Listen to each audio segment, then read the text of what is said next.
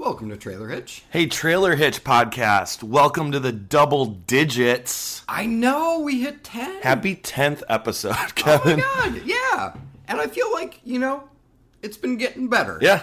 I'm biased, but yeah, we haven't had any hopefully you think so too. We haven't had listener. any complaint emails, so we also haven't had that many emails in general. Yeah, well, that's not important. That's not important. No complaint emails, therefore we must be doing it right. For sure.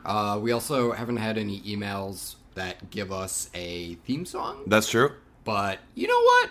We're grateful you're here, listeners. However many of you there are. I actually was told by a second person that they listened to us through WordPress. Are you sure it wasn't the same person? No, it wasn't. I made it a point to then ask the first person again, are you still on WordPress? And they were like, yeah. Okay. So we're going to stop just segregating our listeners, whether you're on Stitcher, whether you're on iTunes, whether you're on WordPress, whether you just click on our links via Facebook. Welcome. We really appreciate having you guys. We're really excited for our 10th episode. Damn straight. We got a lot. We do have a lot, yeah. We're going to be running into our Hitchhiker segment in a little bit. Uh-huh. We have our main drag trailers. Yep. So, as I'm sure you know, because you're on the internet, a Spider-Man trailer came out. Oh my god. I've watched it so many times, but for good or for bad reasons. I don't know, Kevin. Yeah, you're going to have to wait to find out. Exactly. Good save. Thank you. We're also going to be talking about Baywatch. We're also going to be talking about Paterson. And we're also going to be talking about... The Mummy. Ooh. I know. All right, we got this all lined up. We're going to go into some music. James, I feel like I keep snubbing you. Sure. And once again, do you have anything? Yes, I actually have something today. Let's go with the Green Bay Packer touchdown dance. Is that a song? You can't haul your stuff without a trailer hitch. Trailer hitch.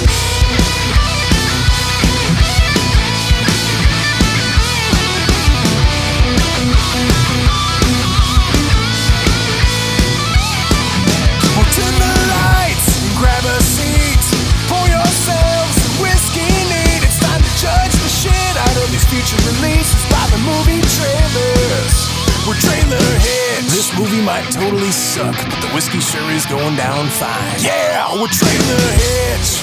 Do you feel like we're starting to alienate our Seattle listeners, though? Do we have Seattle listeners? I mean, hopefully someday we will. And they'll be like, oh, let me go back and listen to them from the beginning. They'll hit episode 10 and be like, I remember that day. Seattle lost by a shitload. You know what? Russell Wilson got intercepted 70,000 times. It was incredible, and I love it. I love every second of it. For real, it was 5 interceptions. It was pretty great.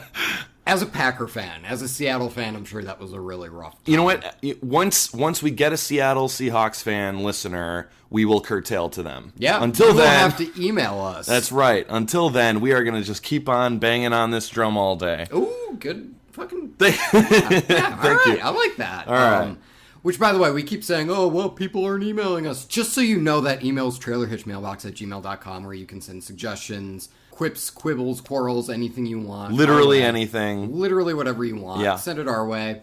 That does include trailers that you'd like us to review, which is what we're going to be doing right now, because this is our Hitchhiker segment, wherein which we rapid fire go through every trailer that's been requested via fans. I'm ready. Thankfully, we still get those emails, which is really great. Now, if this is your first time listening, if you're just joining us, well, if you're from Seattle, sorry, but there's no one from Seattle, I promise you. Okay, our system for rating trailers is as follows. We rate things on a scale of need to see more, or never need to see, and super scientific. We put so much effort into it. So many hours. All right, James, so we're going to be diving right into this. I'm ready. I've been practicing, man. All right, now, I'm feeling pretty lucky, James, because we got 13 trailers. Lucky number 13. Yes, absolutely. Yeah. Last time we did 11, right? Yeah. Okay. So we fucked up what did we shoot for last time? Last time we shot for 4 minutes and 10 seconds. Well, last time we did 15 once. What was that? I would say for 13, we should gun for 4 minutes and 22 seconds. No, let's go more round numbers. How about 4:30? Do you want to go for 4:30, 4:30. I feel like we can get away with 4:30. It's a good round number. Let's set the bar low so we can knock this one out of the park, please. Hopefully, yeah. Okay. Are you ready, sir? I am so Okay, now I'm ready. Yes, Okay. I was stalling, but now I'm ready. Are you ready, listener? I didn't hear anything. I didn't hear anything either. Well, Should we wait? No, we'll assume. All right, here we go. The Thinning. It's about a society that kills off people deemed too dumb to pass a standardized test. My review, F. Never need to see. It's getting more and more difficult to have suspension of disbelief with these young adult movies. Pretend for a second this could actually happen. They'd never pull a kid out of them to murder them out of a large auditorium where everyone can see it. They'd wait to get the failure isolated. That's how I would murder a bunch of teenagers anyway. You've been putting a lot of thought into this. Never need to see it. Okay. Assassin's Creed, based on a video game. It's about people in the future using a convoluted form of time traveling to assassinate people who had grave effects on history. I said that this trailer focuses on the story of Assassin's Creed, which was my least favorite part of the game. But, hot damn, what a cast! However, this has been pushed back from a December to January release. Ruh-roh. Never need to see more. Ladies and gentlemen, we have a MacGuffin and a Jeremy Iron. I don't know why, but the presence of the Apple of Eden MacGuffin really elevate this trailer for me above all the other ones. Finally, a reason this man is being forced to do this. Need to see it. Okay, cool. The Autopsy of Jane Doe. It's about a pair of morticians who perform an autopsy on a spooky corpse. I said I liked it better than the first trailer, but still totally think a secular version of this would have been off the chain. Get off the slab, The Autopsy of Jane Doe. You've been upgraded to a need to see more. From haunted houses to haunted objects, now I've seen it all with haunted corpses. I really enjoy the level of humanizing that they do for Emile Hirsch's character instead of just diving into the unrelatable life of a mortician. Still doesn't look that interesting at all. Never need to see it. Okay. Spectral. It's about the military fighting ghosts in a post-apocalyptic city. I said, just get a vacuum. Never need to see. It's like Arrival, but without all that talk first hippie bullshit. Guns. Also, of course, the bullets went right through it. It's like a ghost vapor thing. Whatever. This looks really uninspiring. Never need to see it. Fist Fight. It's a comedy about a tough high school teacher challenging a gentler one to a fist fight after school. I said it carries the frantic energy of horrible bosses in an equally absurd premise. The cast gets strong laughs which carried the weaker moments in the trailer for me. See you after school. Need to see. Some solid jokes in the trailer, but I don't know how you can focus an entire movie on this premise. It feels more like appropriate as an SNL sketch or something. Need to see more. Got it. Transformers The Last Night. It's about the Transformers fighting. I said, after that sentence, you know where you're at with this one. For me, I want to start a Kickstarter campaign to get Anthony Hopkins out of whatever debt that made him say yes to this. Never need to see. Optimus Prime has left us. Spoiler alert for someone who hasn't seen the last one, aka me. Anthony Hopkins' voiceover is always great, though. But the visuals are kind of all over the place. Just sigh. Never need to see it. The Founder. It's about Ray Kroc discovering, franchising, and ultimately stealing McDonald's. I said Keaton looks pretty good, but the story is hitting pretty familiar notes. Still willing to place an order, but it may be a drive-through only for me. Oh, very good puns, sir. For the most part, an interesting story that I've never heard about, something that we're all familiar with, but this trailer flies past at fast food speed. It's over before I even grasp what it's throwing at me. Need to see more. The Circle. It's about Emma Watson working for a tech giant that creates a Big Brother type technology sold as a basic good. I said the need for information in the information age going too far is a great thematic rift, but the conflict right now is a bit too vague for me. I'll circle back. Describe the circle to your grandmother and you go with chaos of the web made elegant. Yeah, that's not going to help her. This feels like a Black Mirror episode, but not one of the good ones. Plus, those red graphics look real annoying. Need to see more. Got it. A United Kingdom. It's about an African prince marrying a white British woman in the old days. Sorry, I didn't research what the time period was. And them dealing with the racial conflicts. I said, I can't give you an Oscar, a United Kingdom. Stop asking. Never need to see. This looks like it has all the makings of intense drama with tear-jerking social implications, yet there's just something about this trailer that makes me feel nothing. Never need to see it. Got it. War of the Planet of the Apes. It's about the apes and humans in what appears to be one last all-out brawl for Earth. I mean, we know who wins, so the question is how much fun did you have along the way? And for me, it was a bit. Need to see more.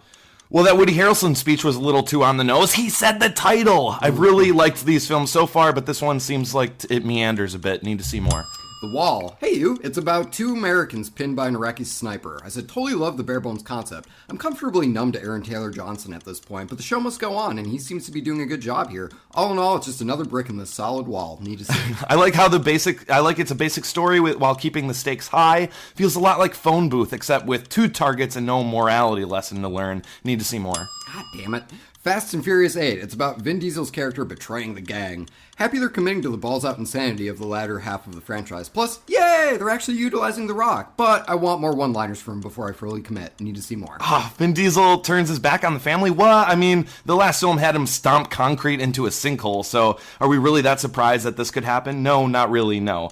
This looks bonkers, though. I need to see the last 2 Fast and Furious movies first, but then need to see it. Oh, dude, 6 is okay. Yeah.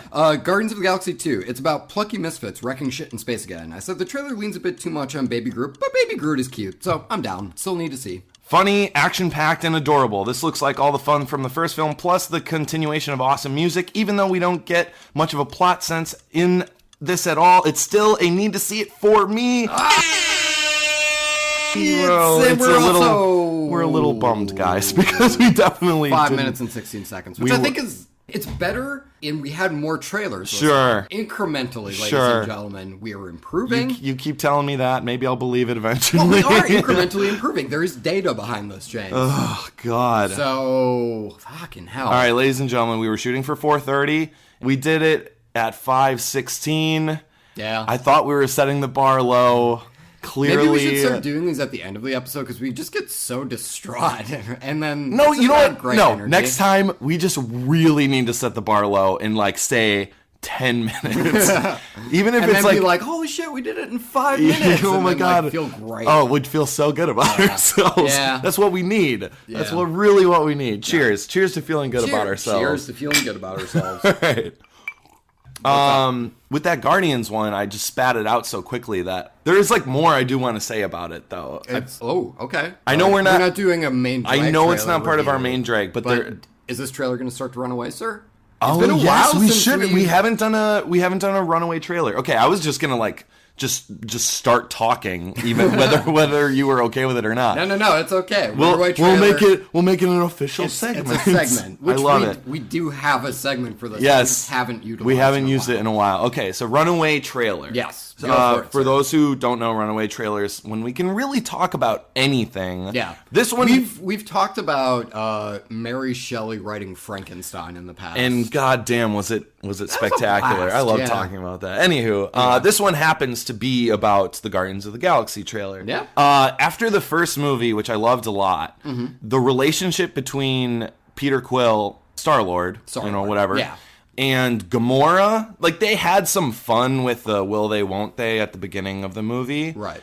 Near the end of the movie, I was really rooting for them to like not be romantically involved. Sure. I really wanted them to be just friends. You know, like I'm talking like Kirk and Ahura. Funny enough, both of them are Zoe Saldana. Oh yeah. But like, why don't you want Zoe Saldana to get laid? No, she gets laid with Spock in the Star Trek ones. Sure. In which Star Trek? All of the Star Treks. She's really? The reason like her and Kirk don't work out is because she's with Spock. But like their relationship is like purely friendship. Plus they have all this backstory of like him trying to get with her, and like that was kind of like a fun relationship building moment for the two of them for eventually being friends. Sure. I really wanted that relationship between Star-Lord and Gamora. I think it would have been really great if their team, they were just all friends and there wasn't any like romantic implications. And I was like, I think they'll go with that route for the second one. Between me seeing the first one and the second trailer, I was like, I really think James Gunn will go for that. Yeah. Having seen this trailer and the teaser, it looks like they're doubling down on the Star-Lord and Gamora relationship. They absolutely do. Which, don't get me wrong, that's some of the funnier parts of this trailer. Oh yeah, and Dave the Bautista teaser. knocked that. It was incredible, yeah. and I'm not dissing it at all because it was really fun. But I was a little bummed because I just want them all to be like on the same respectful friendship. Sure. I mean, I don't necessarily see respecting someone and also being interested in someone romantically as mutually exclusive. No, you're totally right. I just get a little tired that most of the time the main female lead in a movie is there and she's also romantically tied to the male lead. Yeah, I can understand what you're saying. Like, it feeling tacked on, and then, like, the romantic component of it is, like, justification for having the female character. Yeah. Like, oh, we have, like, a male and female character. Well, there's a woman, so that's just going to confuse Chris Pratt's dick. And, you know, like, them just kind of going off. And, yeah, I understand what you're saying, in which it could potentially be kind of lazy, you know. But but it doesn't feel lazy in the trailer. And that's what I was just about to say, is based off of the first movie, and, I mean, granted, we've seen very little of the second one, but from what we've seen so far, I think they're playing it off well, which is kind of maximizing the comedy out of it and still making that aspect of it fun. And it's working. And it's totally working. And also, I do think that if Zoe Saldana wants the dick, she should get the dick, because that's #feminism. No, absolutely it is. But you're writing that character, so you can write her any way you want, and you could write her in a way that she isn't just like focused on getting the dick, you know?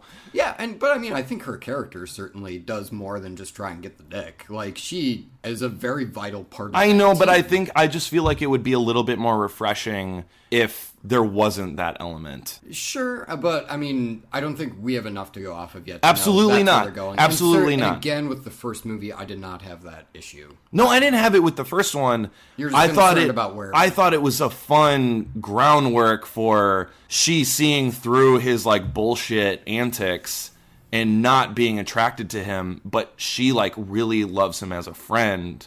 Like, I really wanted that. I don't know why I wanted that so much for this group of misfits, you know? Sure. I did, though. And they're playing it really well in this trailer still. So I'm so stoked to see it play out. Yeah. Anyway, I felt like getting that off my chest. Okay. Well, it seems like a Runaway trailer has somehow managed to veer back onto the road. You're welcome. And just in time too, because now we seem to be pulling up to the main drag, James. Heyo, main drag. All right. So I'm pretty happy to be here because it's getting pretty sunny over here, James. This first main drag trailer is Baywatch. Oh. Our team. Kevin, hit record real quick. That was terrible. What? I need to do something different. Because I was just like, That was fucking dumb. I should have said something like, it's not night. Like the best I should have been like, Kevin, it's nighttime. What are you talking about? But even that was lame. Yeah, I'm going to let you know. This I'm is so letting you terrible. know right now, if you had done the night thing, I would have just been like, fucking whatever. You would have been the one going, Probably. All right. Our team is the elite of the elite. We're the heart and soul of this very beach. We protect when other people don't want to protect. And we go above and beyond.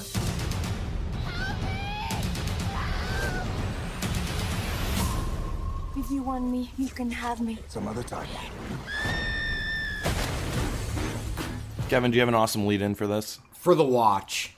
Oh, for the watch. There That was you a go. Game of Thrones reference for those who don't know. I knew you would like it. I did like that. You had that planned, didn't you? I just sort of hip shot that. You so liar. I'm fucking lucky that worked out. All right, ladies and gentlemen, we got the Baywatch reboot. They'll call it a reboot. Kind of a la what 21 Jump Street was. 100% Which we'll that. fucking get to that in a sec.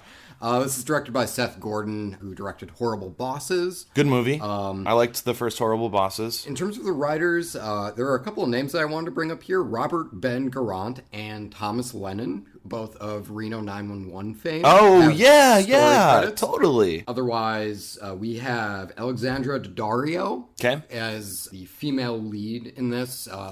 Really, the only thing that I know her from is True Detective. The first season, she was not Matthew McConaughey, the other Woody one. Harrelson. Thank you. You're welcome. The Woody Harrelson's love interest right at the beginning. She was also in one of those fucking earthquake movies, San Andreas. That was the one with The Rock. Speaking of, The Rock is in it. Yes, Dwayne Johnson is in it. Zac Efron is in it. Those are your main draws. Those are your main draws. Yeah.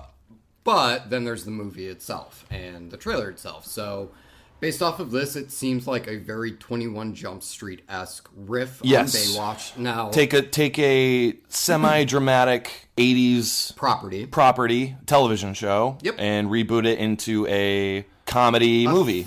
Yeah, a comedy movie. It worked real great for 21 Jump Street, so why not Baywatch?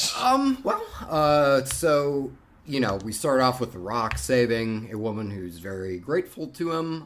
There's some really bad fire effects going on. There was also some really bad dialogue there that I rolled my eyes at just now that you guys weren't able to see. Yeah, just basically The Rock saves this woman, and as a boat is on fire. As he's like about to like get her off the flaming boat, she's like, "If you want me, you can have me." He plays it real cool, and he's like, "Maybe some other time," and then throws her in the water, and it's like... And that's the joke. That's it. That's real lame. Yep. It's real not funny. And speaking of, so a young, hip guy played by Zac Efron comes in. He's a bit of a wild card when it comes to lifeguarding.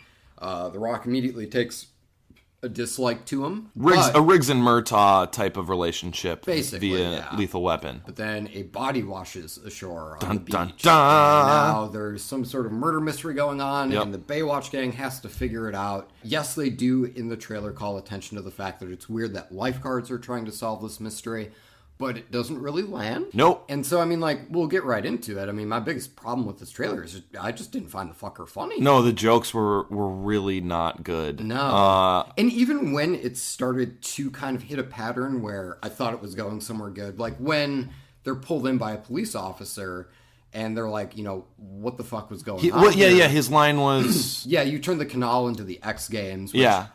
Like, decent. And then he says, we were in... Yeah, we were in lifeguard pursuit. Good line. Like, and then, that was funny. And then the cop responds, that's not a thing.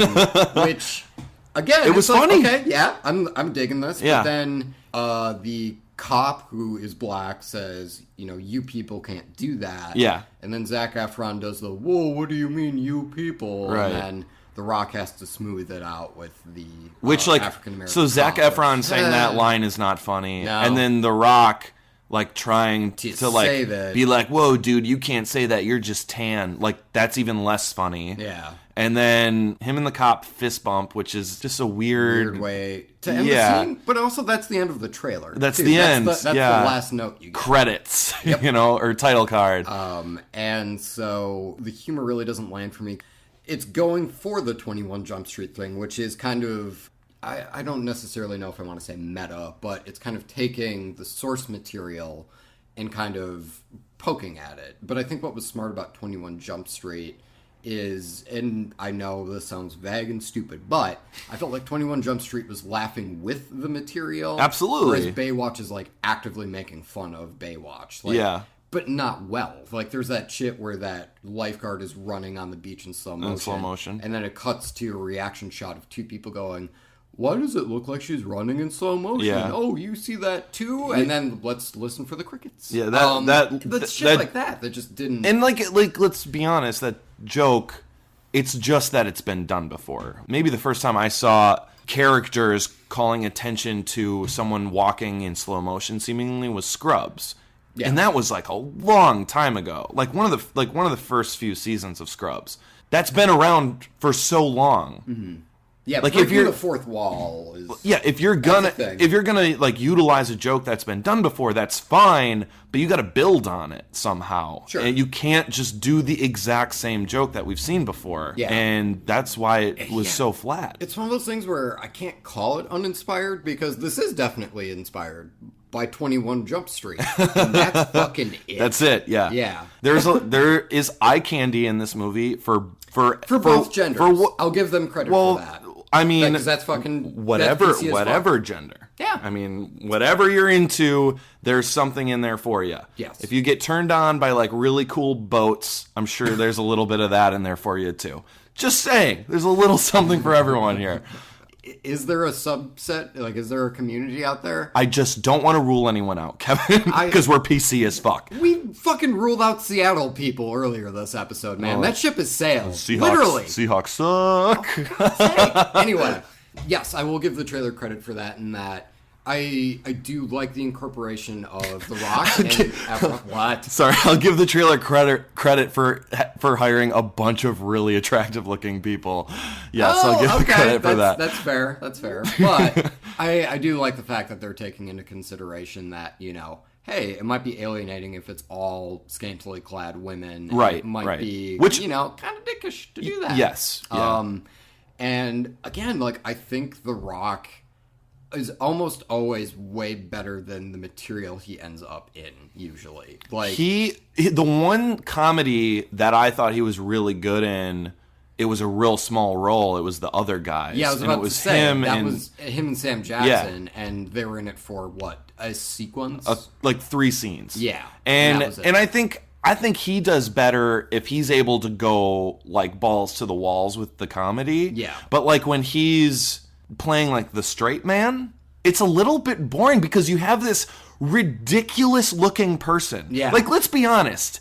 He doesn't look like a normal human being. No, he does not. It is very weird. He's massive. We've already done a runaway trailer. I wish I could do another one. If you get an opportunity, ladies and gentlemen, look up The Rock's diet, and the dude eats like an insane amount of food every day to maintain the physique. He is just a monster of a human being. So, but he also seems like a very nice guy. So but that's my point. Yeah. If you're putting him in a comedy, he looks like ridiculous. Having him play the straight man is just like weird. Yeah, it feels off. There's something about it that feels off, and I think it's like with his show, The Ballers. Yeah, the football HBO show. You're just watching him just like say polite things, and it's like weird. And again, he's the straight man. And but I think that's why I like his character so much in the Fast and Furious movies, because he is just a real life McBain from The Simpsons. Yes, like, thank you. McBain is a perfect example. He's just like, he flexes out of a fucking cast. Yeah, he is a cartoon of a human being. He crashes an ambulance into a helicopter, gets out of the ambulance, picks up the minigun from the helicopter, which, by the way, weighs like a shitload. Yeah. And then just walks off into the distance. You don't know where he's going. You're right. You just know wherever he's going, something's dying. Yeah. And that's fucking amazing. And had we done it for like a main drag segment or whatever, for Fast and Furious 8, honestly, I'm totally cool with the Fast and Furious movies ending, but I, above all else, want a spin-off movie with his character. I would be the first fucking person in line, because it would just be like this insanely funny and insane action movie. He's a cartoon of a person, for sure. And again, like, I think he can pull shit like that off. And you actually personified it really well, sir. I think he's better suited playing kind of like those more out there characters. Yeah. And I think he is stronger at that than he is with playing the straight man. Yeah. Not that he can't do it, but it's like he's fine at it, bland. But like, he's so much better. He's quite literally bigger than that. Yes, 100%. And again, like Zac Efron, I thought was really funny in Neighbors. Yeah, he was. Alexandra Daddario, obviously didn't have a ton to work with in True Detective other than taking her shirt off, unfortunately. Right. Didn't have a ton to work with in San Andreas, the earthquake movie, because it's just like a disaster movie, and she's just supposed to be the person who's like, save me, The Rock. And so, I mean, I'm sure she's a good actress. Yeah. And I'm bummed out because I look at those three and think, there's definitely a way you can make that work. Like, that cast could be really funny in something. Yeah. And I'm just kind of disappointed because so far from what I've seen, this isn't it for me. And I mean, like, from, if we get into our film school nerd bullshit, I mean, the action itself, like, didn't really seem that interesting. No, not really. Like, the directing style, it's shot like it's a studio comedy. So it's a lot of wide shots, and, there isn't really, like, an interesting visual thing, a visual perspective to go off of, which... something I did like was I got a little bit out of the fist fight trailer that we had reviewed in the Hitchhiker. Oh, right, segment. yeah. Like, I'm not asking for much. I'm not expecting, a fucking Kurosawa movie to be shaped like a studio comedy. But I'm just saying that, like, if you can just do, like, something a little bit distinct for the actual movie itself, I definitely appreciate that. Yeah. And I think other people do appreciate that. Like, if something has its own visual palette. Yeah. Overall, like, I'm just really not feeling too much about this trailer. Yeah. I think if I'm going to break it down, just very pretty people, looking very attractive with some lame jokes wrapped up, with a very vague connection to an 80s TV show. Yep. So I'm going to go ahead and give this one honestly, based off this trailer, I would give this a never need to see it. Based off this trailer, I would definitely give this a never need to see Right? it. I was so excited for this, hearing about it. Yeah, and I mean, I know never need to see sounds very... It's harsh. Well, yeah, it sounds harsh. Very fun. But we can change our minds. We can absolutely... Because I changed my mind for the autopsy of Jane Doe. That is human nature, guys. We can change our minds from never need to see it to need to see it. We always crave more information, and once more information is presented, that might change our opinion. But for right now... Get your own podcast if you don't like it. Yeah, god damn it. So... You be the bane of consistency. And then write us an email and tell us about how you are the bane of consistency. Yeah. Please. At the... trailerhitchmailbox@gmail.com. That's the one. Yeah. So, yeah, never need to see it for me. Yep, same. All right, well, so Baywatch kind of turned out to be a corpse. Oh, God. Wait for it. I'm waiting. Like a mummified corpse. Oh, see, he did it. Oh, my God. Like a mummy. I got it. Did you? We're going into the mummy. I'm gonna keep going until you... I need a laugh. The mummy, bandages, Tom Cruise. Tom Cruise is alive. Mummy is dead. Okay, I got one. Fuck it. Welcome to a new world of gods and monsters. I saw her. She is real. So we fucked up the lead-in before, so now we're just going to do a boring, dry-ass lead-in, Kevin, because I fucked it up. The Mummy is directed by Alex Kurtzman. You may know him as the guy who wrote the first two Star Trek movies. It's also co-written by Christopher McQuarrie, who wrote and I believe directed Edge of Tomorrow. Yes. Pretty recently. Really?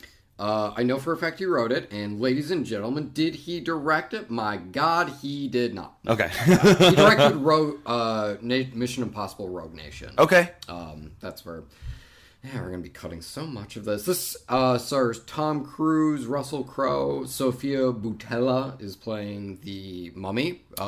You might know her from... The Kingsman. The Kingsman? Yeah, she's the lady with sword legs. Sword legs. Yeah, she's got old sword legs. Yeah, and for a little bit more range, she was Jayla in Star Trek Beyond. Yes. She was really good in it. Okay. I really liked her. I still yet to see Star Trek Beyond, but yeah. It's so I'm really excited that she's taking on this role. I like her as an actor. And just in general of them doing the gender reversal for this is just really awesome too.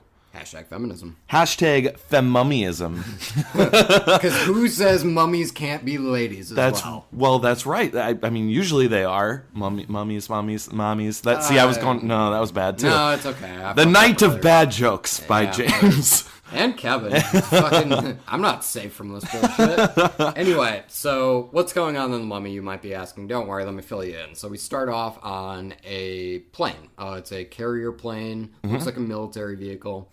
So we have these people who are sitting in the plane. They look kind of tense, I should say. That's a good word for it. And then we get intercuts of them excavating this mummy. And by the way, earlier in the Baywatch review when we were talking about film nerd school bullshit, this is the kind of stuff we're talking about, intercutting, where it's like we're getting context for what what the thing they're carrying is, without necessarily flat out being like, we got this in Egypt. Yeah. Isn't this neat? You're basically interrupting the plane scene to give a little like shots of a different scene. And you can do intercutting for lots of different reasons. For this trailer, and I think this trailer is structured like perfectly, actually.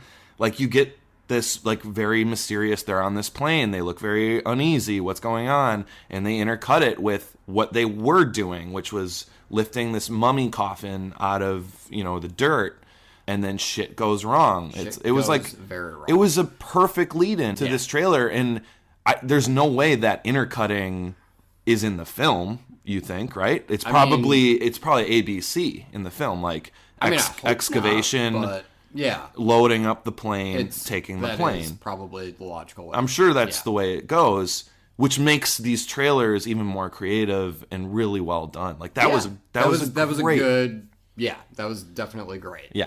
Sorry, continue. So then, so basically the shit going wrong is Tom Cruise walks to the front of the plane, gets to the cockpit. They're like, well, there's a couple of birds out here. And then there's a shitload of birds. And then they crash into the cockpit. They kill the pilot. Tom Cruise is like, are you sure those aren't giant locusts? And they're like, no, they're birds. Yeah, which was actually something that you and I just said to each other a couple minutes ago. And then they, Tom Cruise slaps a parachute onto the female, who I would assume is a scientist or something, kicks her out of the plane so that way she can get to safety. Right. He's left. Plane's going down, he's screaming, but hey guys, it's a Tom Cruise movie, he's gonna be fine, right? So that thing crashes. He did. And then we cut to a morgue, and he is wrapped in a body bag, not unlike a mummy. Visual treat. But like everyone that was in the plane dead was in the morgue. Like the visual is a wide shot of like all these people in these morgue bags. Yeah. And then all of a sudden, he wakes the fuck up. Pop goes Tom Cruise. And then he pops up. That also was bad. Yeah, that's fine. I thought it was okay. Thank you. I was just trying to organize my thoughts. I Don't mind me, appreciate sir. And then from there, that's sort of where the trailer gets a little hazy for me, because it's basically, it just sort of feels like an amalgamation of images where it's like Tom Cruise like hitting this lady scientist up, skipping the part where he's like, hey, I'm fine. Yeah. And he's just like, yo, the mummy's real. Yeah. I saw her. And then Tom Cruise being like, by the way, mommy's real. Let me go fucking introduce you to her. Yeah. You see her with the split irises in her eye. And then you get one shot where they're in a city and she's just like making shit go wrong. I think it was London, right? She was I like, think so, yeah, one of those.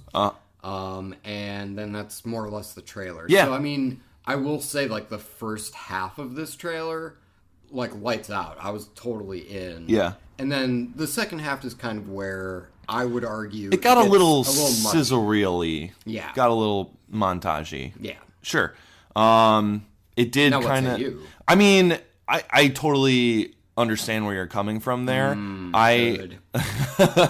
I was okay with it though, because I think it needed to take a little step back and just like dive into like some of the spectacularness that this movie's gonna be. Even though that plane scene really showed some spectacular action already, that was really great. But I mean, the one main part is they really drew focus to the fact that Tom Cruise dies and then wakes up.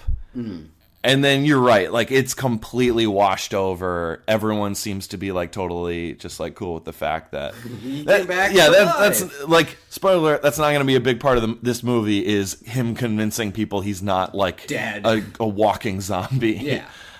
It sounds like now, bear in mind, there could be an interesting interplay where it's like, oh yeah, the mummy brought me back to life and she's fucking up London, and it's like, hey, just a heads up, if you kill her, that means you die too, and him kind of being like, oh, and for the listener, I just I tugged at my collar. Right. Sorry. Anyway, so yeah, I mean, like, there might be some sort of interesting interplay within the film itself. We just don't know what or if that is in there. Yeah, for sure.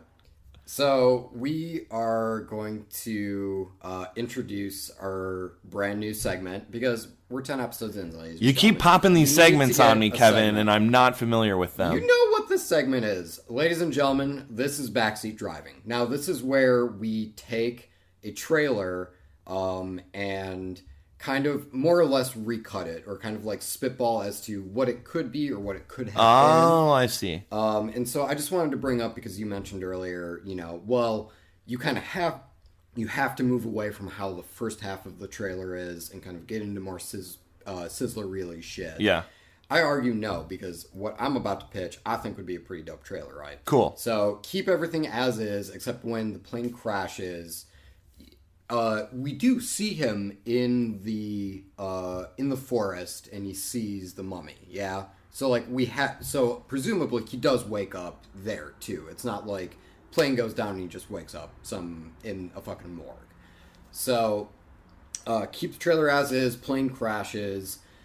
Maybe there's like a bunch of shit, like there's gauze and stuff on him, so you can still keep that mummy visual. But then he comes to, and, you know, the plane's a total wreck, and the only thing that seems to be stable right now is the coffin or the tomb of the mummy. And then you just see the fucking lid move, and then you cut to the mummy title card. I think that would have made me shit myself, and I would have been all in. So you're saying just subtle creepiness. Yeah. I gotcha. I think that would be interesting and really good. I don't think that's the type of movies that they're making. Well, that's what's backseat driving, James. Yeah. Based on this trailer and based on what I've heard about these productions in general, I think they're going for blockbuster action films. Sure.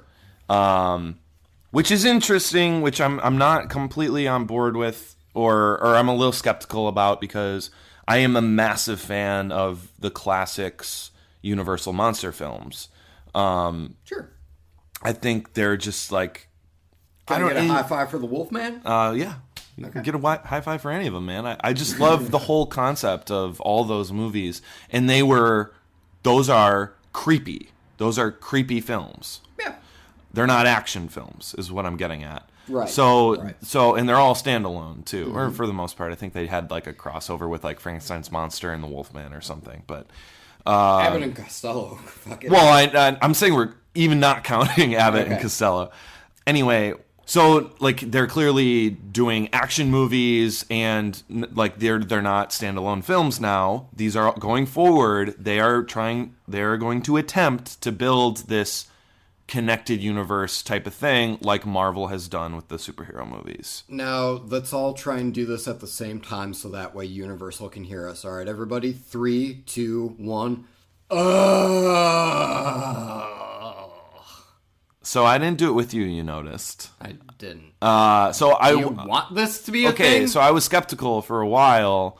I thought this trailer did a really good job of setting and from what I've been hearing about, like, so I've heard that the character Russell Crowe is playing Dr. Jekyll, sure. Which is kind of your Nick Fury type of character that might tie all the films together type of thing. Sure.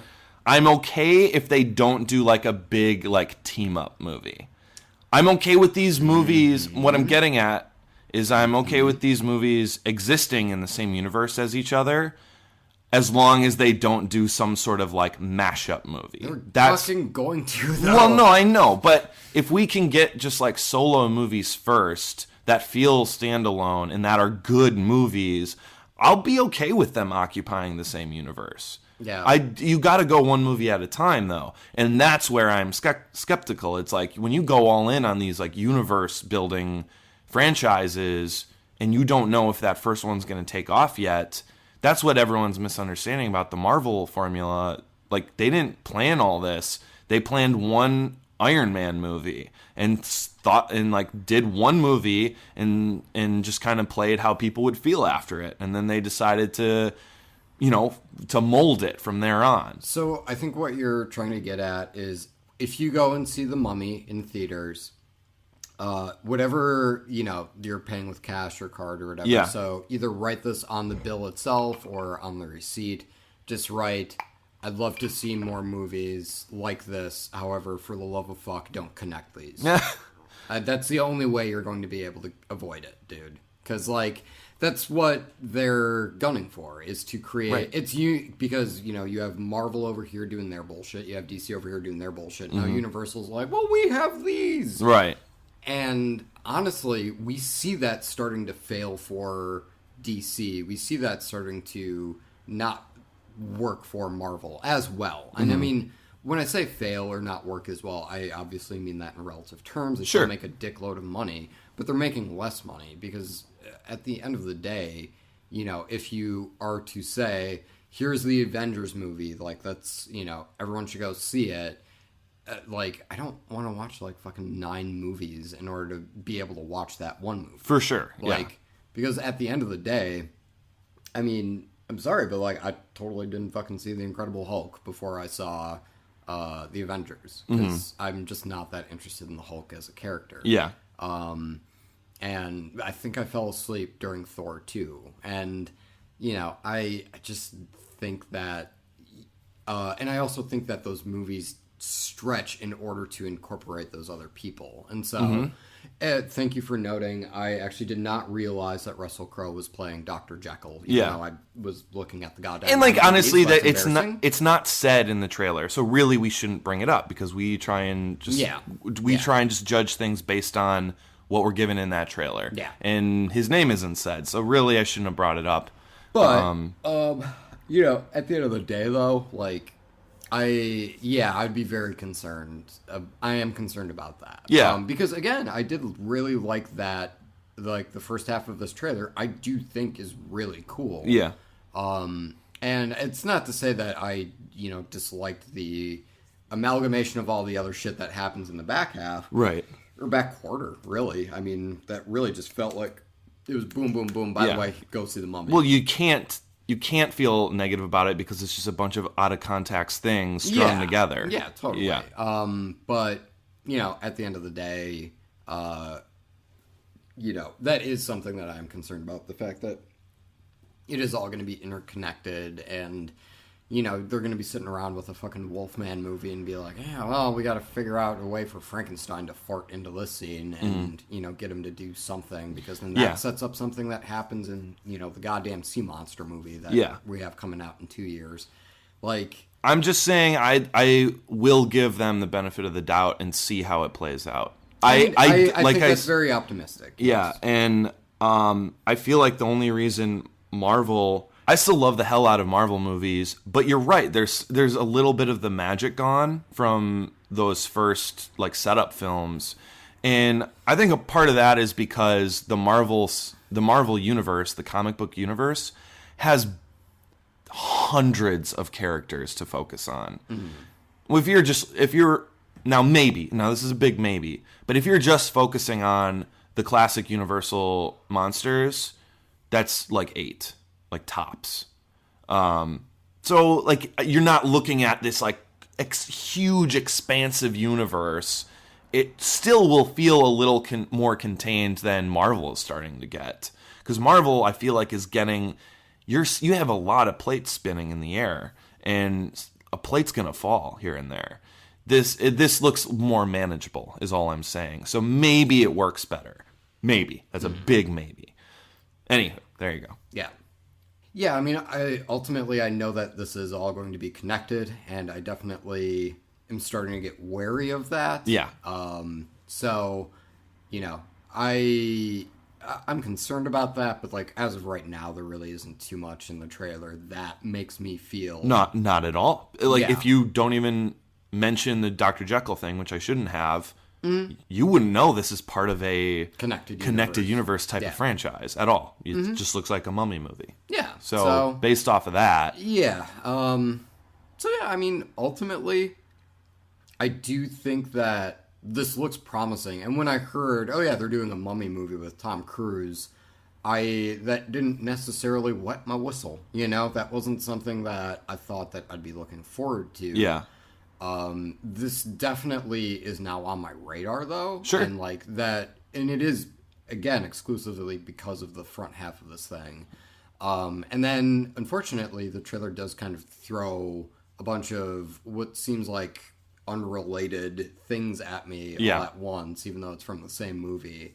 And that I don't quite know what to make of. So right now, I would say, and I know we said like, like our rating scale is very precise and it has to be one of these things, but this does happen, unfortunately. It's not. It's really not. I'm going to give this a very high need to see more. Excellent. Because, again, I think that, like, this definitely exceeded my expectations. Sure.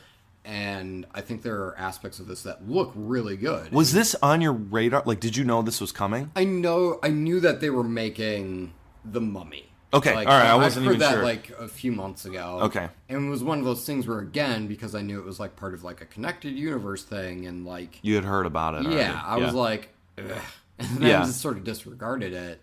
But now having seen the trailer, that actually looks kind of interesting. Yeah. And, again, and this was something we didn't mention earlier, but... Our rating scale is based on not if we're going to see the movie at all, it's whether or not we go see the movie in the theater. Pay full price to go see it in the movie theater. Yeah. That is what we're talking about. In theory, opening weekend, but, if we have something to do. We also have The following lives. weekend. We Yeah. have lives, so... And so, you know, right now I'd probably say, like, oh, fuck yeah, no, I would totally Netflix the shit out of that. But we're you know, not doing Netflix. Right. Would I go to a theater right now? No, not yet. You could watch Brendan Fraser's The Mummy on Netflix right now. For what appears to be free. I have the illusion of it being free. Oh, yeah, with because, Netflix. yeah, I mean, Yeah. I totally pay for Netflix. All right, for the listeners, James just winked. I just and have a lot of questions. I have a Twitch. It's fine. You have a very conveniently timed Twitch then. It really gets me into trouble sometimes, Kevin. Does it only come up when you're doing something nefarious? No, maybe. I don't know. Anywho. What would you rate this? Okay. I'm not hiding the fact that I really liked this trailer. I liked the way it was structured, as you did too, you know, especially the beginning. I liked the ending montage-y bits too. I know that can get a little overwhelming sometimes, but I thought it worked okay with this. Tom Cruise, I don't really have a lot to go off of yet. I'm okay with Tom Cruise. He's in especially recently, he's been in a lot of movies that I really liked. Like, not just the movie, but I liked him in that movie, like Edge of Tomorrow and the Mission Impossible Rogue Nation. Yeah. Good movies. Tom Cruise is good in them. So there you go. I'm like more nervous about, because they cast Johnny Depp as the Invisible Man in like that movie whenever they do that. But how will you be able to see how wacky he looks? Exactly. Yeah, Johnny Depp's really been hamming it up lately, and he's playing Grindelwald in the Harry Potter films that they're making now. Anyway, yeah, I liked it, so that's a need to see it for me. Oh, okay, yeah. Cool. No, I understand, and I condone that, but you know, I just like a wee bit more. Yeah, give me a wee bit more. Legit. But thank you, Mummy. Okay, well, this next stop also happens to be a bus stop, which is really fortunate because our next movie is Paterson, which is about a bus driver. Yeah. All your poems are still in that one notebook, your secret notebook. I go through trillions of molecules that move aside to make way for me, while on both sides, trillions more stay where they are. This is Paterson, bus 23. I have a situation. Damn thing could have exploded into a fireball. All right. So this is Paterson, written and directed by Jim Jarmusch, kind of an indie darling. Could you say something he's done before? His name sounds really familiar to me. Okay, so I'm just going to rattle off a few. So you and I actually watched together Only Lovers Left Alive. Oh, okay, there you go. Which was a vampire movie with Tom Hiddleston. Yeah, I really liked that. that Came out a few years ago. He's kind of a fixture in like independent cinema. Is American. So yeah, this is starring Adam Driver as a bus driver in what appears to be a small town called Paterson. His name also happens to be Paterson.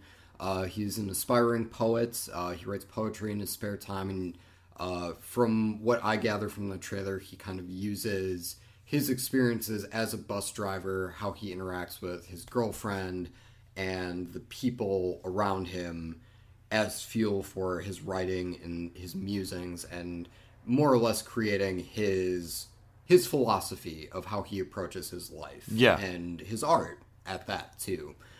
So the trailer starts off with, the station manager, saying hello. He asks the guy how he's doing, and he rattles off 5 or 6 things that are going wrong. Is that station manager? I just got the Or like implication he was another driver. Something like that.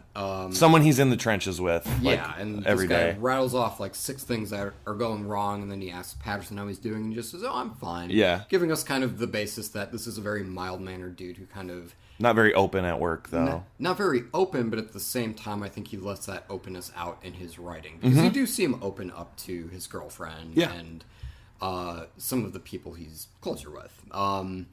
And really, that's all we're going off of. Because, and honestly, as a fan of Jim Jarmusch's work, there's a really good chance that this is what the movie is, which is just a slice of life, this guy musing about life while he is a bus driver in Paterson. Sure, yeah, totally. I think that should be made clear, because I don't want someone to go into this movie and be like, yeah, and then, they're there's going to be a bomb on the bus and he can't go any slower than 60 miles an hour. Am I right? No, that's not what this is. Well, I don't think anyone would get that implication from the trailer. Yeah, but at the same time, it is definitely going... I am assuming, based off of this trailer and knowing his work, it is going to be kind of a more meditative movie. Slow burn. Yeah, and that's... Because that's what he does. I mean, the one I saw was a slow burn, but, I really enjoyed it. But granted, I think Only Lovers Left Alive is a little bit more accessible just because it is a very...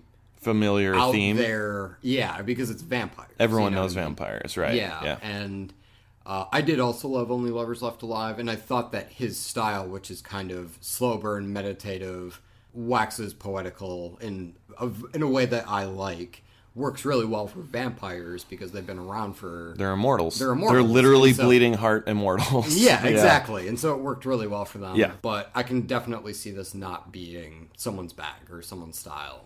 That someone is kind of me. Oh, no. Not in an oh no way, but just I was a little like, what is going on in this trailer? It just seemed to be like trying to do a lot of different things. How do you figure? Well, for example, you were saying the bomb on the bus type of thing. There is like a moment in the trailer where he has to get everyone off his bus, and then he's like, "This is Paterson 23. We got a situation." It's like you don't really put that in a trailer of a movie unless that is like an enticing incident or it matters for like some other part for a plot. You know what I'm saying? If this is a slice of life type of movie, that's a little bit of a confusing thing to put in a trailer. I feel like you should go for more of the pretty much everything else that was in it I felt was fine for it, with the exception of that little bit. That bit I felt out of place for me. I would disagree because we get, him getting off the bus and saying, "This is Paterson, there seems to be something wrong." And then we immediately go into the bar after that, where they laugh it off, where the guy's like makes a joke where it's like, well, shit, the entire goddamn bus might have blown up. Sure. Something along those lines, and they kind of laugh it off. And, from like the existential standpoint, there's a couple different ways where that could be played, where, either something goes wrong and that sends him into a tailspin and he starts to think, what the fuck am I doing? Like, I'm putting myself in danger, and is that really worth it? Sure. Or you just laugh it off and you continue on with your life. Mm-hmm. And definitely the trailer makes it seem like it's playing the latter way, but kind of using everything in life. Because, there's plenty of times where we're out and about in our day-to-day, and if we left 5 seconds earlier or later, then we might have actually gotten hit by that car that just barreled through the red light. Oh, for sure. Yeah. You know what I mean? I get it. And that could be something that would make me think, fuck, I might have died right there. Yeah. That's terrifying. Or you can just be like, well, that guy's in a fucking hurry, and then just move on with your day. Right. And just sort of shrug it off. And I actually think that is really real, to acknowledge, whether that danger is life-threatening or not, to acknowledge that. And have that be fuel for this guy coming to terms with his life. Mm-hmm. Yeah, I just felt it kind of tried to cover a lot of different things in the trailer, from this bomb on the bus, maybe not, oh, let's laugh it off, to the dog, oh, I'm gonna kidnap your dog, honestly, oh, that was weird. Well, honestly, by the way, I'm not taking it as a bomb on the bus, I'm taking that as something mechanically went wrong with the bus. Sure. That's irrelevant for what my point I'm making. I mean, though. there's fucking shades. Go on. To an issue with the bus. There are shades, James. That's all I'm saying. And that one was darker. Sure. To the poetry, to seeing twins everywhere, to his clock going real fast, to the dog nappers talking about napping his dog, to his girlfriend wanting to go to Nashville. I'm just saying, everything together felt like a little much for me. It just seemed kind of like a messy trailer then. For me, anyway. Well, and that's something I actually want to talk about is, there are definitely directors where I think it would be hard to sell their style. Because you have seen this guy's movie. And just now off the top of our heads, I think it would be hard as fuck to cut an Only Lovers Left Alive trailer. Because it is such a slow and meditative movie, where really, like, there is some action, but I use that in the sense of it's moving the story forward and, like, a little bit of a plot. Yes. But otherwise, for the most part, it's vampires just sort of fucking hanging out. And do you find that interesting, that this vampire is trying to be a musician, and this other one is moonlighting as a writer? Mm-hmm. You know, if the answer is no, totally get it. That's why this is a niche director. Yeah. But at the same time, now take that and try and condense it into 2.5 minutes to get someone into the theater. Mm-hmm.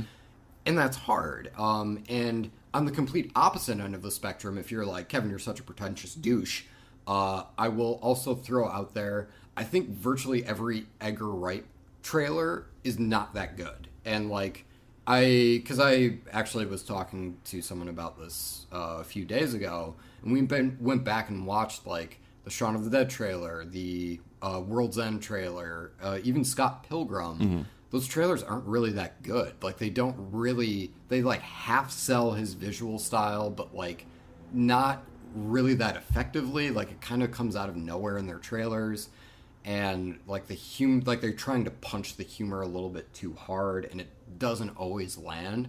But in context in the movie, I love all of Edgar Wright's movies. Yeah. And I do legit think that there are directors who are hard to make trailers for. And this is definitely one of them. Because I agree, it's not an amazing trailer. Yeah. Like, it is all over the place. And I think it is doing what you said, which is basically condensing every aspect, which is some of the more surreal aspects of, like, time moving really fast, or, like, the twins, and sort of, like, the everyday banalities of just, like, him and his girlfriend hanging out. Yeah. To kind of, like, the more extreme moments of the day. And what I was going to bring up was the dog napper scene. The dialogue of the guys in the car is, like, really stereotypical, and I was not crazy about it. No, Very much like, yo, G-Thug, what you do? Yeah, that was real bad. It kind of felt like it, and I mean, bear in mind, I say this as someone who loves Jim Jarmusch's movies. It felt like a 50-year-old white dude trying to write 20-year-old Latino guys, and it just didn't work for me. Yeah. But at the end of the day, like, I think that there is something there, but does the trailer sell it effectively?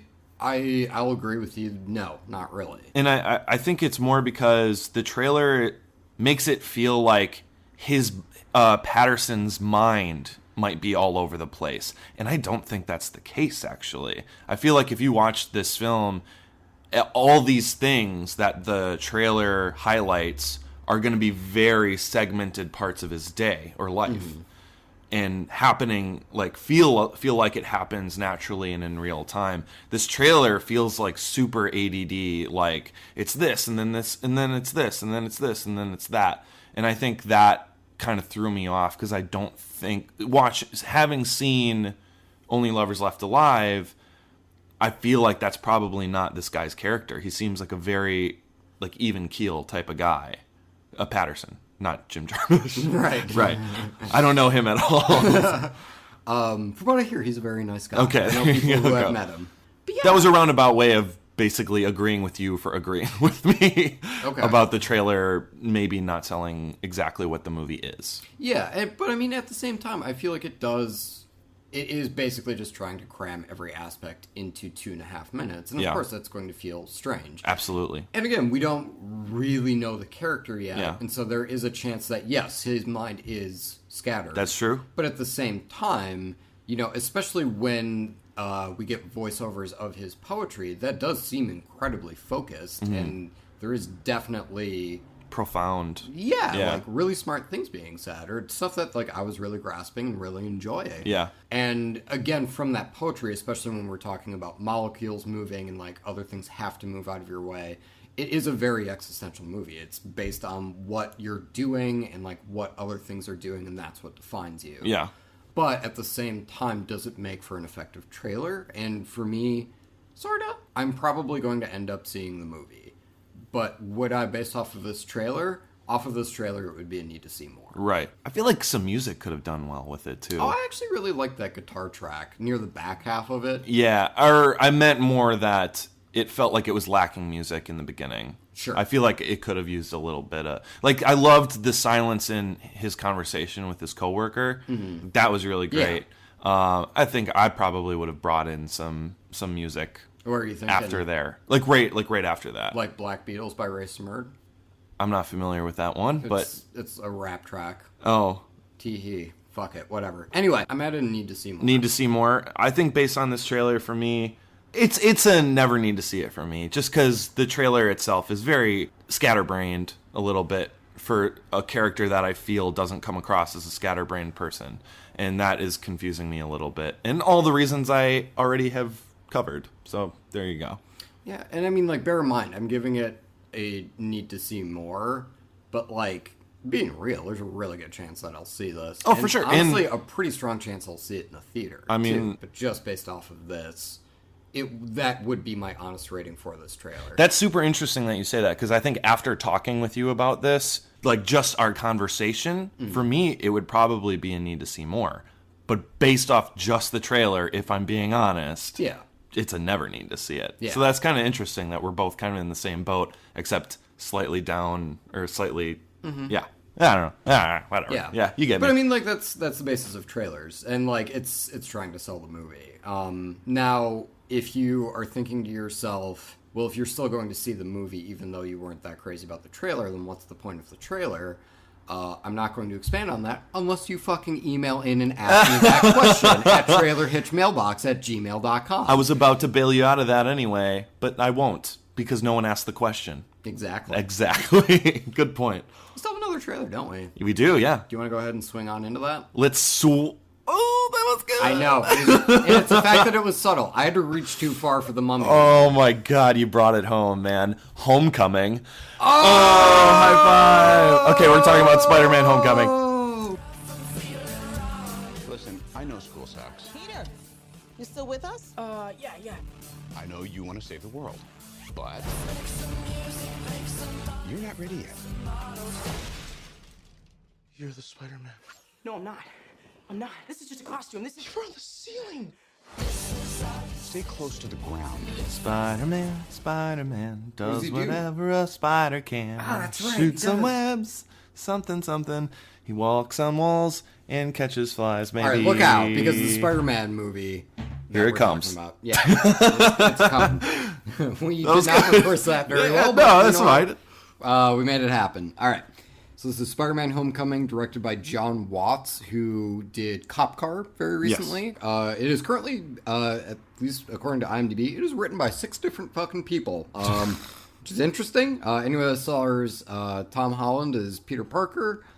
We have Robert Downey Jr., Marissa Tomei, Donald Glover, and just fucking buckle up here. Jon Favreau, Martin Starr, Michael Keaton. It's a pretty stacked cast. Yeah. And so, trailer opens up with a group of people doing a robbery. They're hitting up an ATM. Spider-Man stops and saves the day. And I just want to say, just because it's a very small touch, but I thought it was a really interesting one, the fact that they were all wearing Avengers masks. Like, it's hit the point in this version of New York where, you know, these heroes have become a part of the pop culture lexicon. Yeah. You know, people are co-opting that to do terrible shit. Yeah.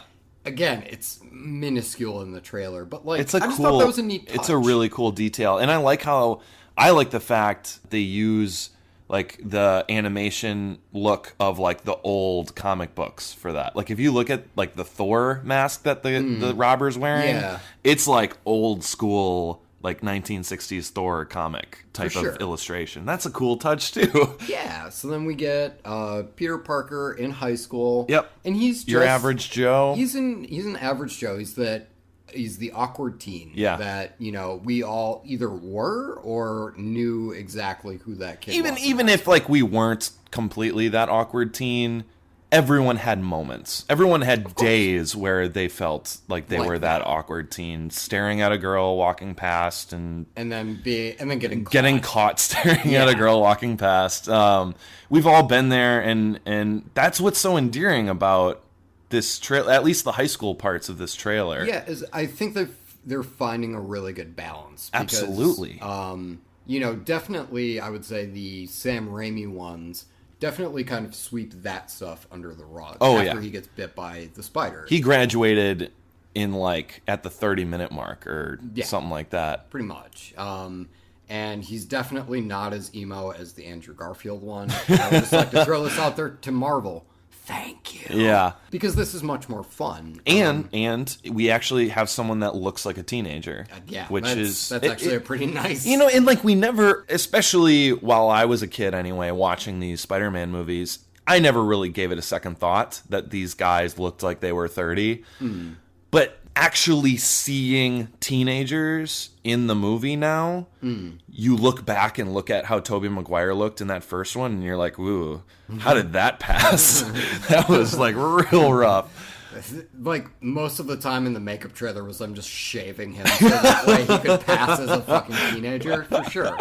So then we get a scene where he is in Spider-Man is in a car with Robert Downey Jr., who is giving him vague criteria on how to be a superhero. But really, also, like, by the way, just don't be a superhero, kind of. Kinda, yeah. Like, be there if I need you, but stay low, but buddy. That's about it. Yeah.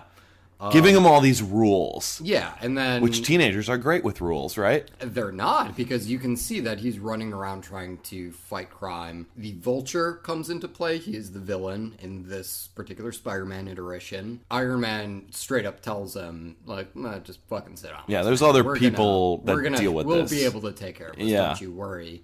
And he, as a teenager, is like, well, fuck, dude, I'm a superhero too. Like, I just walked on a goddamn ceiling. Let me handle this. Can you walk on a ceiling without your suit? I didn't think so. Right. And thus conflict ensues. Yeah. Bear in mind, I'm the one who led the charge against Universal for making connected bullshit earlier. Oh, right. Now, I'm going to contradict myself. Because even though, yes, in like my ideal film world, we wouldn't have to force Spider-Man to be a part of the Avengers universe, and we could just have our own Spider-Man movie. Although, to be fair, I wasn't crazy about Amazing Spider-Man. When we did have our own only Spider-Man movies, yeah. So, fuck me. That said, I do, like, because normally I feel like the way they incorporate these, and Spider-Man isn't a smaller character, but say Ant-Man into the Marvel universe, I do think feels very tacked on. Okay. They're doing it just for the sake of it. Here, I think they found a way to integrate it where it makes sense for the character, because we do have that build-up with Civil War where we've introduced him and Tony Stark has more or less taken him under his wing.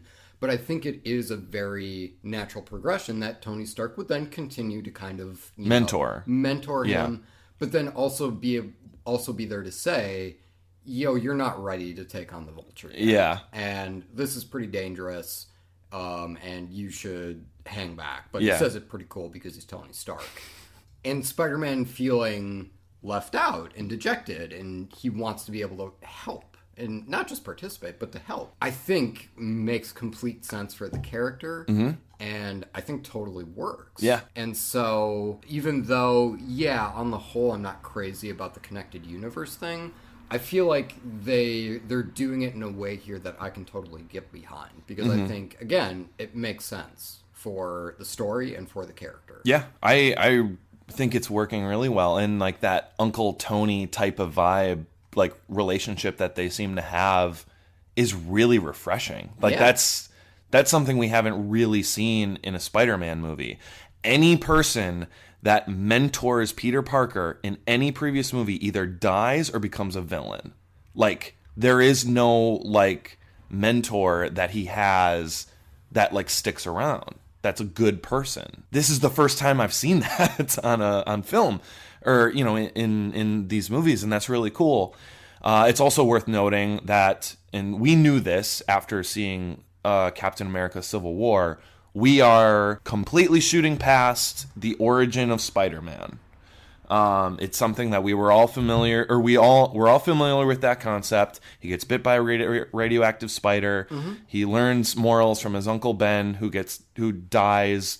Basically, it could have been avoided if Spider-Man wasn't so, hung up on his own bullshit. Blah blah blah. Whatever. We've seen it twice now. We've seen that. We were familiar with it anyway because of like, I mean, I grew up on the cartoon anyway. I'm not sure if you were. Oh yeah. And 2:30 p.m. every day Yep. after school. So, but I completely agree. Yeah, I'm glad that it at least seems like we're eschewing all yes, of that. and it's all there. It's just, it's assumed that we are familiar with this, which is a bold move. If you look at it in terms of satisfying fans, it's not that bold of a move. But it just, if you think about it logically, to just like take a character and be like, we're going to skip how he became this character. It's totally what I'm for. It's what like we're for, but it's a ballsy move for a studio to be okay with that, to go through with it. I would agree with that. And I'm like really excited that they allowed Marvel or Kevin Feige or whoever allowed this to happen. Whoever was let like, it happen. Fine. Yeah. It's commendable because I could see a studio just being like, you should really we really have to. Uncle Ben gets killed. Honestly, even if it's just like one scene, we gotta put it in. We just have to. I'm sorry. It's like, no, we don't have to. We know it. We all know it. We all know it. So that's really exciting. Yeah, for sure. And I do. I really like that. I really like the fact that, because I wouldn't say that I'm necessarily sick of superhero movies. I think I'm hitting the point where I'm just kind of getting sick of origin stories. And that's a fair point. And that's honestly why I didn't see Doctor Strange. Even though I've heard very good things about it, at the very least, I'm waiting until it comes out on, a streaming site or Blu-ray or whatever. I really liked it. Yeah. But I'm waiting because at the end of the day, I mean, I would just like to see a superhero movie where they start off and they're like, yo, I'm Ant-Man, I can shrink, and let's fucking go. If you want, you can just watch Batman v Superman and watch, because it's just Batman. There's no origin. He's just there. Don't you get like a little thing where his parents get you know what? I guess we do. Never mind. Yeah, you do. I take that back already. Oh my god. How about Suicide Squad? Suicide Squad then. There you go. There's no origin for any of those characters. I do intend to see that, even though I think you were the only person I've met who's actually enjoyed it. Whatever. Anyway, not relevant. We're talking DC when we're talking Spider-Man. Yeah. And overall, like I was really having a good time with this trailer. The song choice was really refreshing. Like, we've all heard that song a million times, but it worked really well with this. It's an MGMT song? Yeah. Yes. Yeah. Yes. MGMT. Yeah. Thank you. If not, they at least don't look it up. It's fine. Don't look it up. It's fine. Nope. Yeah. No letters, please. It's fine. I just thought, I've heard that song a million times, and with like high school-y type scenarios. But to see it in a superhero movie that takes place in high school, I don't know, there was something that put a smile to my face when it started playing. That was really nice. I liked that. And yeah, I mean, like right now, we have a little bit of the villain with Michael Keaton, who's more or less just kind of like... much. Yeah, he's more or less just like, hey, I'll kill everyone you love. And then, like, what I presume is then he drops him off at school. Yeah. Like, whatever. Quite literally, drops him from a 4-story building. Well, yeah, I mean, like, we don't have that much of the villain to go off of. I mean, I'm excited, though, that Michael Keaton's in this, and that he's playing the villain. Everyone's going to note it, so we will, too. Yes, it is sort of ironic that he was in Birdman, which basically called attention to the fact that like he was Batman. He was Batman, and everyone's doing superhero movies, and like the actors feel like they're eschewing their art, and now he's in a comic book movie that's all let the pretentious people say oh ho ho at the irony. Okay, we're done. Let's fucking move on. It's fine. You're so proud of yourselves. You ho hos there. It. Yep. Oh man, you're so smart. Yep. So now that we've moved on from that, we don't have that much to go off of with him yet, but, that's what other trailers in the movie is for. And right now the very last shot of the trailer is you get Spider-Man swinging and Iron Man's right there next to him. Alongside. That's a cool shot. It's a cool shot. Something that I'd like to see is I really hope that Spider-Man is able to break off and be able to have that final showdown or whatever with Vulture solo, though. Because I feel like that is important for his character. Sure. Because right now we don't, aside from those robbers right at the beginning of the movie, we haven't really seen Spider-Man. That is a really good point. Fighting anyone. Yeah. That's something that I'm really crossing my fingers for. And right now I don't have enough information to say whether or not, that's a concern. You're not worried, but you're also not. But that's something that I have in the back of my mind. And I feel like I never even thought about that. If we're talking about the connected universes kind of fucking up the actual movies themselves,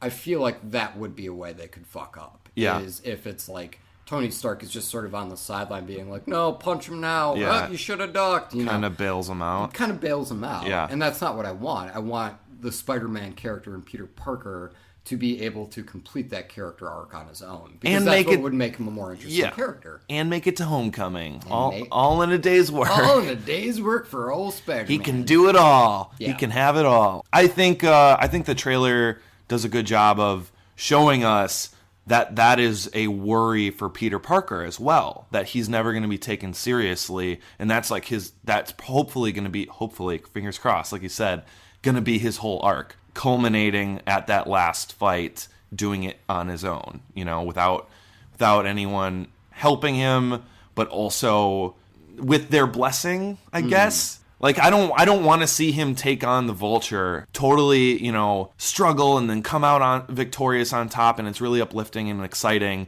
just to have Tony Stark show up at the end and be like, oh, but I told you not to. Like, that's going to be really disappointing if that happens, too. Like, I also want to see a character like Tony Stark acknowledge that you were wrong in, like, coddling this guy who shoulders immense responsibility and, like, he's got his head in the right spot and his heart in the right spot.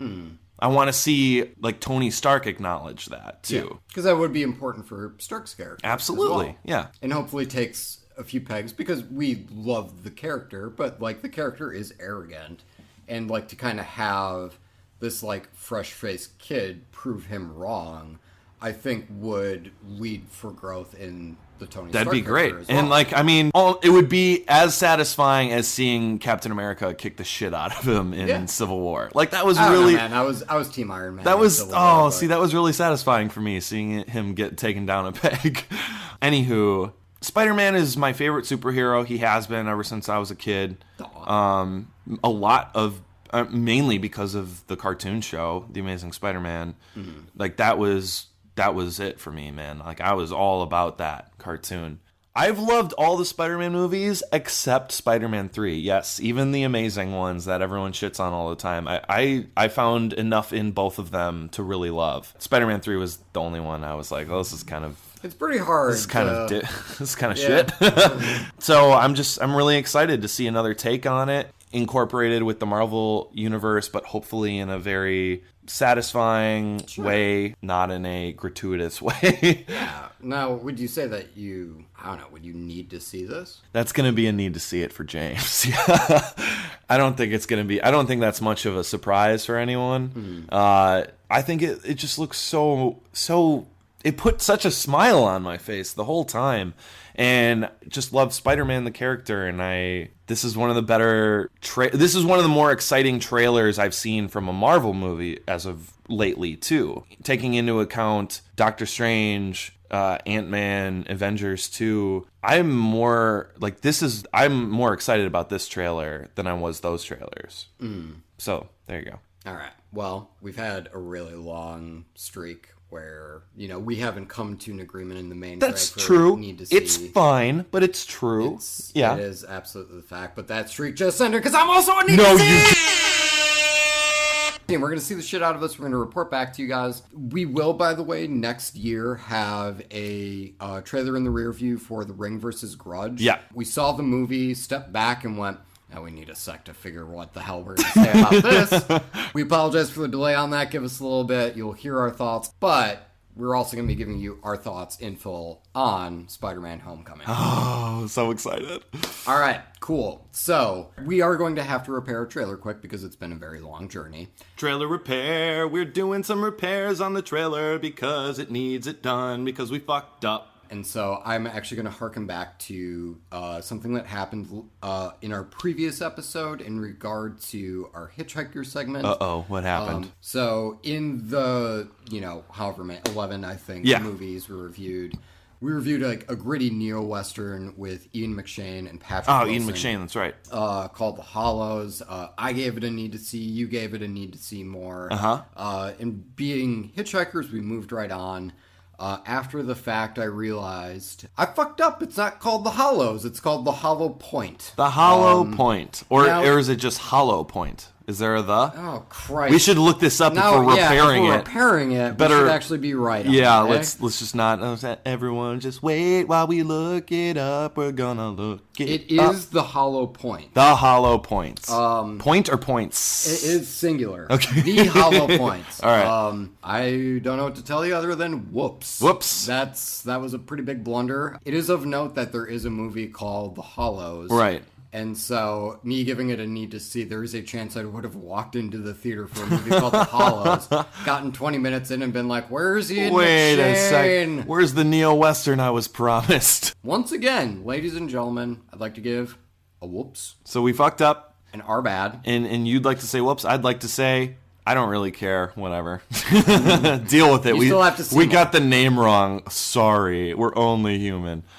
Well, yeah, I guess. Anyway, so ladies and gentlemen, that's it for us. Once again, we know we've mentioned this a few times. Feel free to hit us up on Facebook. With literally anything. You can also hit us up at our email, which is trailerhitchmailbox@gmail.com. Beautiful. Yeah, feel free to comment on our WordPress. And also, I keep forgetting to say this. In episode 10, I finally fucking remembered. Hey.